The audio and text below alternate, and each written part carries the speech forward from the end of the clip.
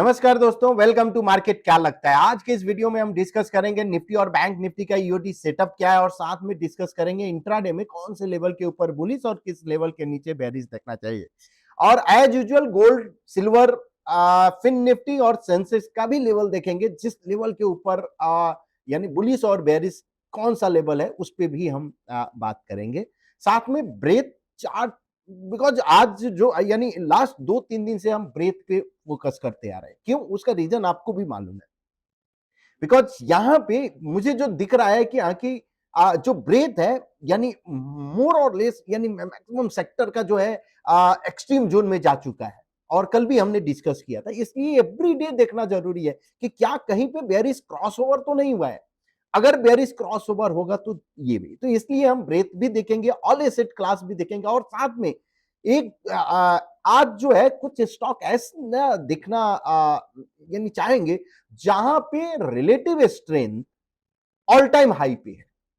Because ये stock तो all time high पे आपने सुना होगा, अगर आरएस चार्ट भी अगर ऑल टाइम हाई पे है तो उसको स्कैन करेंगे और उसके बेसिस पे हम देखेंगे कि क्या कौन सा स्टॉक क्वालिफाई होता है।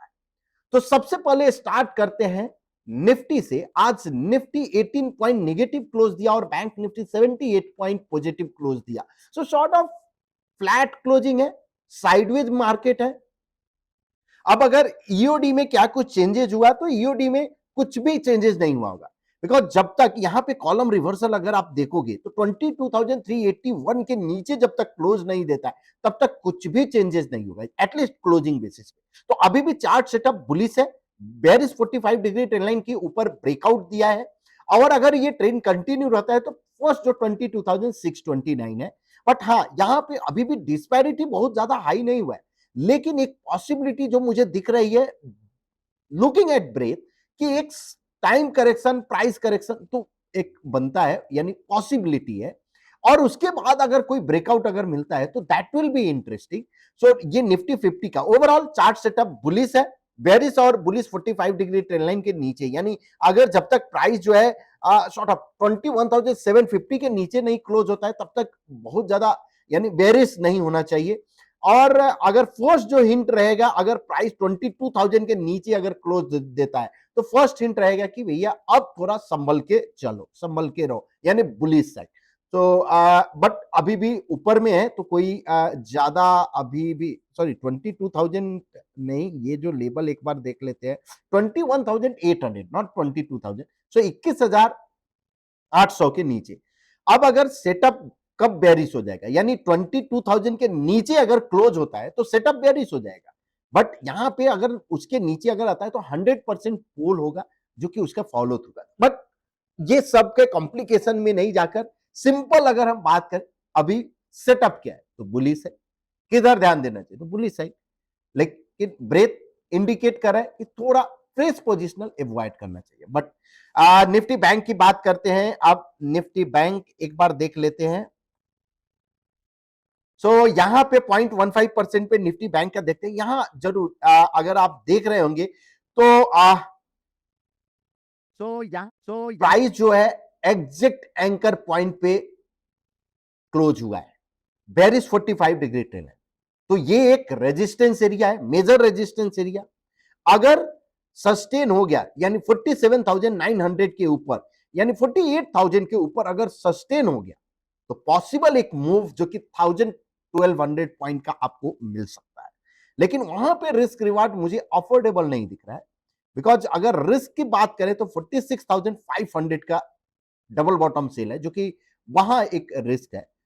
अब फॉलो थ्रू जब तक नहीं आता है तब तक आपको वेट करना होगा। तो अगर यहां फॉलो थ्रू आता है above anchor point, that will be the best setup आप बोल सकते हो कि बैंक निफ्टी के लिए। वैसे ही अगर निफ्टी में कोई भी फॉलो थ्रू यानी छोटा करेक्शन और नेक्स्ट फॉलो थ्रू आएगा तो ये बुलिश यानी बुल्स के लिए बहुत बढ़िया सेटअप हो जाएगा। अब देख लेते हैं इंट्राडे का लेवल, फटाफट देखते हैं। निफ्टी का सबसे पहले देखते हैं। तो निफ्टी आज साइडवेज मूव आपको दिखा रहा है कि एक पहले एक नीचे आया, उसके बाद लोअर लेवल से रिकवरी हुआ, फिर से ये नियर टू रेजिस्टेंस जो प्रीवियस जो रेजिस्टेंस था और अभी ये सपोर्ट का काम कर रहा है। सो ये यहां पे आके रुका। अब कल क्या होगा, तो कल के लिए जो 22,665 के ऊपर अगर सस्टेन होता है तो पॉसिबल एक अपसाइड आपको मूव मिल सकता है, और डाउनसाइड मूव 22,450 के नीचे सस्टेन होगा तो बेयरिश अपॉर्चुनिटी देखना चाहिए। अब देखते हैं बैंक निफ्टी का, और बैंक निफ्टी में भी सेटअप वही है, यानी सॉर्ट ऑफ न्यूट्रल ही है। ये है बिकॉज लोअर लेवल से एक रिकवरी जरूर दिखी है बैंक निफ्टी में भी और निफ्टी में भी।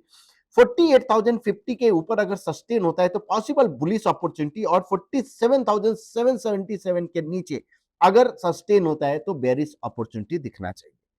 अब देखते हैं फिन निफ्टी का। फिन निफ्टी जो है साइडवेज मूव है, आप देखिए एक अच्छा खासा ट्रेंड के बाद एक साइडवेज मूव है, तो जिस साइड में ब्रेकआउट होगा एक तो मूवमेंट आना चाहिए। 21,370 के ऊपर अगर सस्टेन हुआ तो बुलिश अपॉर्चुनिटी, और 21,200 के नीचे अगर सस्टेन हुआ तो बेयरिश अपॉर्चुनिटी देखना चाहिए। अब सेंसेक्स की देख लेते हैं कि सेंसेक्स का क्या लेवल है। सो 74,200 के ऊपर अगर सस्टेन होता है तो पॉसिबल एक बुलिश अपॉर्चुनिटी, और 73,600 के नीचे अगर सस्टेन होता है तो बेयरिश अपॉर्चुनिटी आपको देखना चाहिए।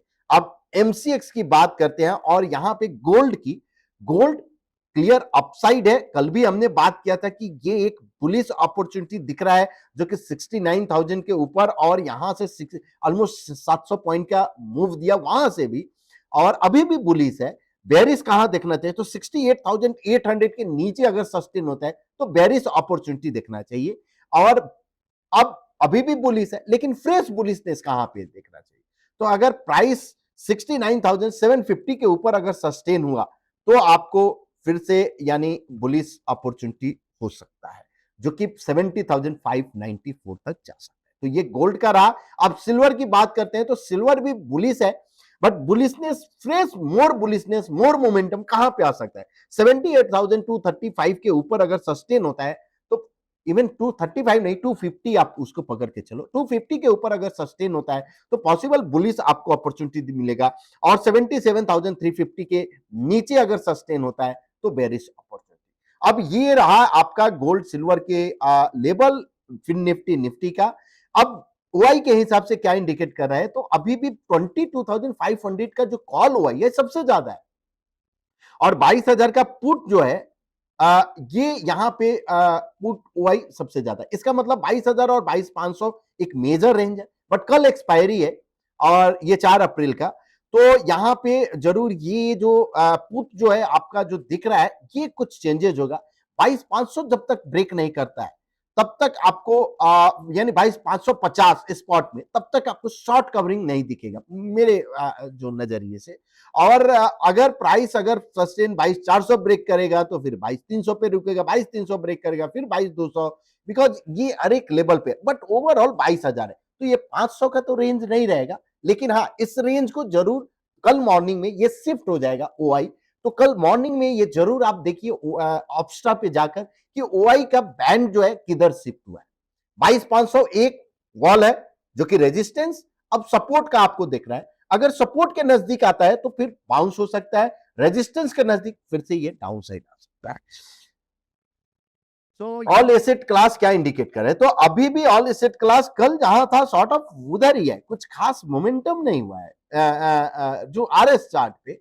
सो गोल्ड अभी भी आउट परफॉर्म कर रहा है, USD INR underperformance, GS composite underperformance. अब अगर अदर एसेट क्लास कंटिन्यू अगर रहता है अंडर परफॉर्मेंस तो that will be a good sign for the equity, लेकिन इसलिए आपको एवरी डे ये भी देखना जरूरी है।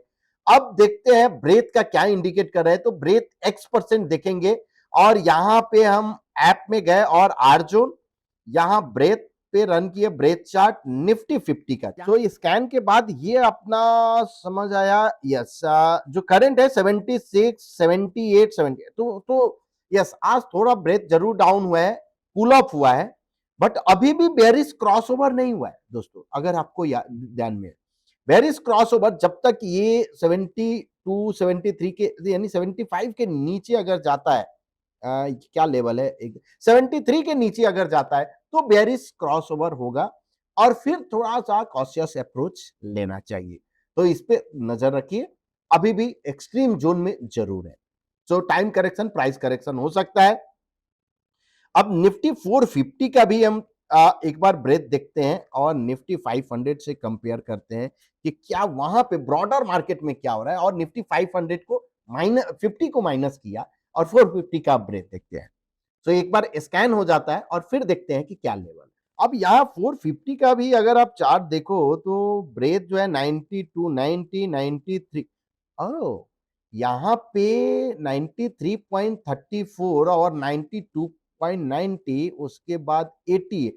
सो आज ये थोड़ा हिंट जरूर दिया है कि ब्रेथ आज जो मूव दिया है निफ्टी 450 में 500, सो वो पार्टिसिपेशन उतना स्ट्रांग नहीं था, तो थोड़ा सा कूल ऑफ हो सकता है, पॉसिबिलिटी है, तो आप ध्यान में रखो। अब देखते हैं, वीडियो के लास्ट पार्ट पे आते हैं, और जैसा हमने बोला कि अब ऑल टाइम हाई लो एक स्कैनर है। यहां पे हम ग्रुप सिलेक्ट करते हैं निफ्टी 750, फ्रेश पे रन करते हैं और निफ्टी 500 से डिवाइड करते हैं। अब निफ्टी 500 से करने के बाद ये इंडिकेट करके कौन सा स्टॉक जो कि आरएस चार्ट पे ऑल टाइम हाई पे चल, इसका मतलब क्या है कि उसमें स्ट्रेंथ है, करेक्ट। अब अगर आरएस चार्ट पे स्ट्रेंथ है तो मुझे आरएस पे तो ट्रेड नहीं करना है, ट्रेड कहां करना है, प्राइस चार्ट पे। तो क्या प्राइस चार्ट पे भी ब्रेकआउट हो रहा है, तो इसको देखना बहुत ही इंपॉर्टेंट होता है कि प्राइस चार्ट पे अगर ब्रेकआउट है तो ही फिर देखें। तो फर्स्ट स्टॉक आया ब्लू स्टार। तो हम इसका चार्ट देखेंगे। पहले तो इसका अगर आप रेशियो चार्ट, अगर आरएस चार्ट अगर आप देखो तो ये ऑल टाइम हाई पे है, इसने ब्रेकआउट दिया है, कंसोलिडेशन का ब्रेकआउट है। अब क्या प्राइस चार्ट पे क्या इंडिकेशन है, तो ब्लू स्टार यहां कंसोलिडेशन का ब्रेकआउट आज हुआ है।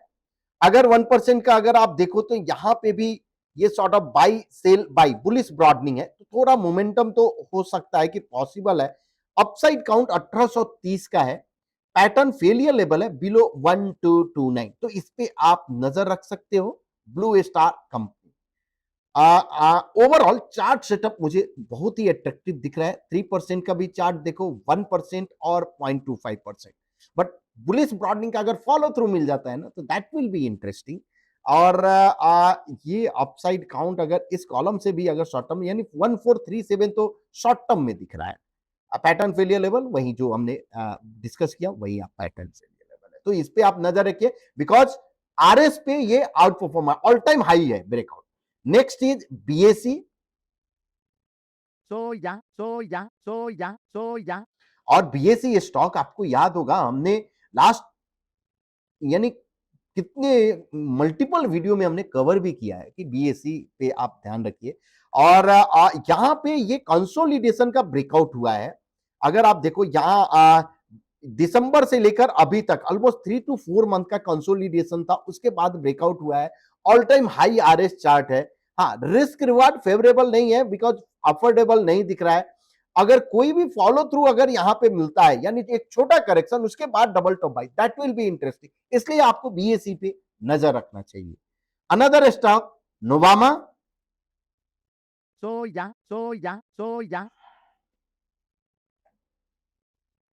नोवामा का चार्ट इंटरेस्टिंग दिख रहा है, एक क्लियर अप ट्रेंड। 1% का चार्ट क्या है, बुलिश एबीसी फॉर्मेशन है, और अगर अपसाइड अगर इस कॉलम से काउंट करो तो 6163 है। पैटर्न फेलियर लेवल थोड़ा ज्यादा है, 3978 है। और अगर यहां पे फॉलो थ्रू अगर मिल जाता है तो ये इंटरेस्टिंग है। ओ आप ध्यान रखो, सी एक चीज आप देखो, ऐसा नहीं है कि जो स्टॉक हम बोले ना कल जाके आप बाई करो, नहीं। ये स्टॉक आरएस पे आउट परफॉर्मर है, ऑल टाइम हाई ब्रेकआउट दिया है। ब्रेथ जो है क्या है, ब्रेथ एक्सट्रीम जोन में है। अब पॉसिबिलिटी है कि थोड़ा एक छोटा करेक्शन आ सकता है, तो आपको वेट करना है कि वो छोटा पुल बैक जो है, करेक्शन जो है जब आए, और उसके बाद अगर ये स्टॉक ब्रेकआउट होता है तो छोटा अगर करेक्शन आएगा तो स्टॉक में भी आएगा करेक्शन, पॉसिबिलिटी है। अब अगर करेक्शन आता है और उसके बाद next double top by, that will B interest, या करेक्शन में आप ले सकते हो। तो इसका क्या स्ट्रेटजी आप कर सकते हो, बाई ऑन डिप्स या wait for the next follow through, तो ये स्ट्रेटजी आप रन करें। ऐसा नहीं कि कल जाओ और बाई कर लो, नहीं, ऐसा नहीं होना चाहिए। ठीक है, तो अब दूसरा स्टॉक, अनदर एक और स्टॉक है थर्मेक्स।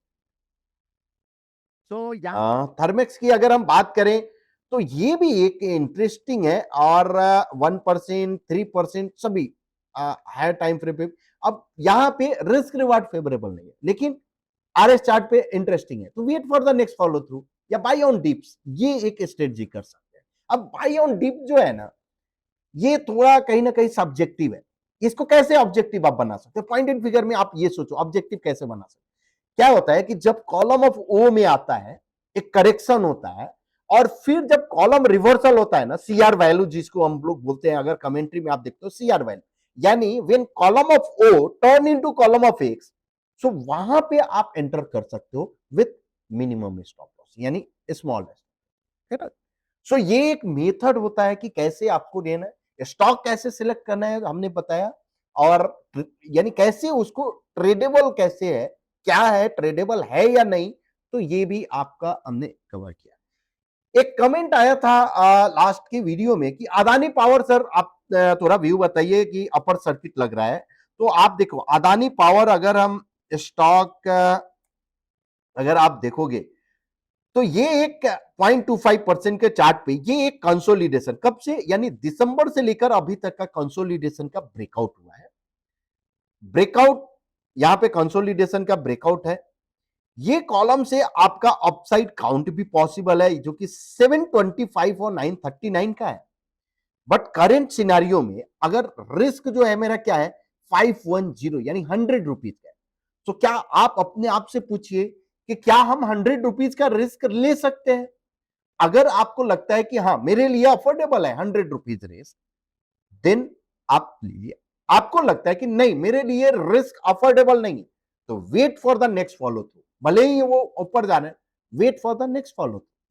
तो ये एक मेथड आप अडॉप्ट कर सकते हो कि कैसे आपको एंट्री करना है और किस पॉइंट। सो होप आपको ये वीडियो पसंद आया होगा। अगर पसंद आया तो प्लीज अपने दोस्तों के बीच शेयर कीजिए, लाइक कीजिए एंड कमेंट कीजिए। Thank you so much.